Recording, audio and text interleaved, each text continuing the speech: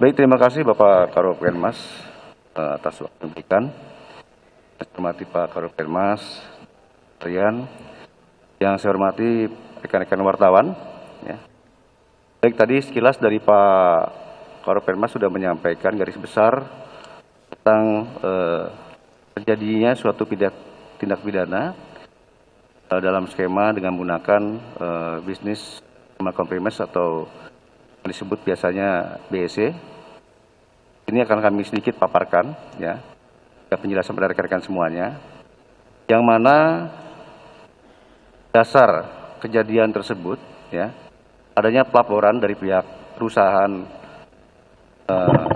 Taiwan dan juga perusahaan dari Korea Selatan, ya, dengan adanya laporan polisi ke Barreskrim pada tanggal 6 Januari 2021, ya, dengan pelapor dari perusahaan WHF, itu dari perusahaan Taiwan.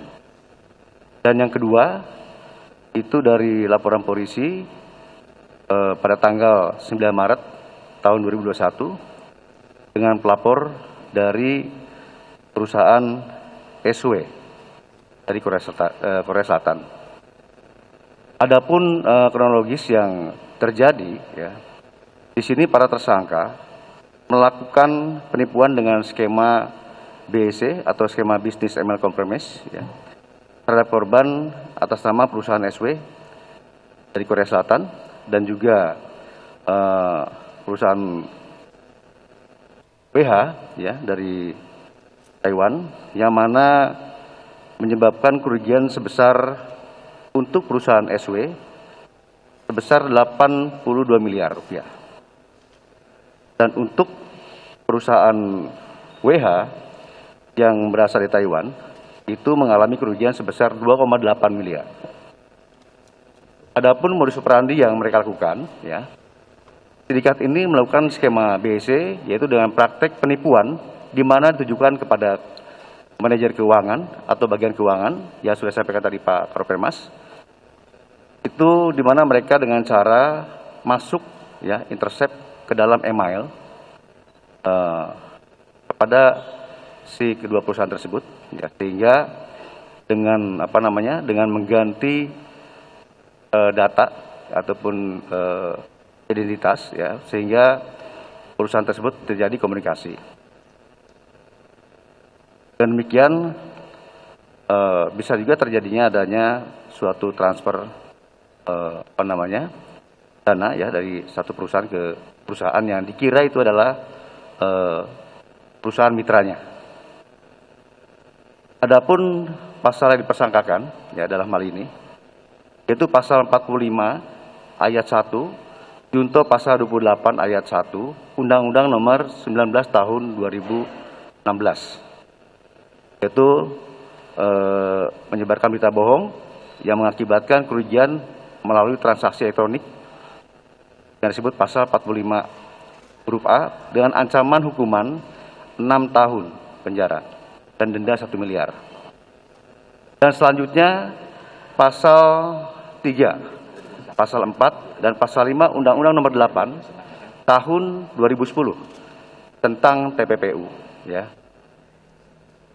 Dan selanjutnya adalah pasal 82, pasal 85 Undang-Undang Nomor 3 Tahun 2011 tentang tindak pidana transfer dana, yang mana di sini menerima uang hasil perintah transfer dana yang melawan hukum, ya. Dan juga pasal 82 ancaman hukuman 4 tahun denda 1 miliar, dan pasal 85 ancaman hukuman 5 tahun dengan denda 5 miliar. Dan selanjutnya pasal 378 KUHP, ya, penipuan yang mengakibatkan kerugian dengan ancaman hukuman 4 tahun. Perlu kami sampaikan untuk tersangka yang kami sudah lakukan penangkapan ada 4 orang, ya, dan inisial CT perempuan 25 tahun, ya, dan tersangka NTS perempuan juga 38 tahun, dan tersangka atas nama YH 24 tahun laki-laki, ya, dan tersangka sama SA alias EP 26 tahun perempuan. Adapun barang bukti yang sudah kami sita yang tertera di depan ini ya, yaitu uang tunai sebesar 29 miliar rupiah, serta 3 unit telepon selular, dan juga 9 buah buku tabungan dari berbagai bank, serta paspor dari para tersangka, ya, dan juga 4 buah kartu ATM, selanjutnya 9 buku cek dari perbankan, ada 1 sepeda motor dan 3 KTP tersangka, dan 1 NPWP tersangka, dan selanjutnya ada surat izin usaha, dan juga stem atau cap perusahaan, dan juga ada akte notaris pendirian perusahaan, serta bukti pengembalian dana dari bank dan bukti transaksi penukaran mata uang asing.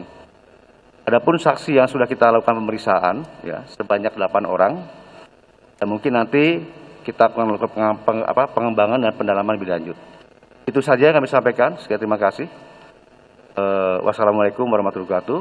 Waktu kami kembali kepada Pak Karufirman. Terima kasih Pak Direktur Saber yang telah menjelaskan kronologis daripada pengungkapan kasus ini.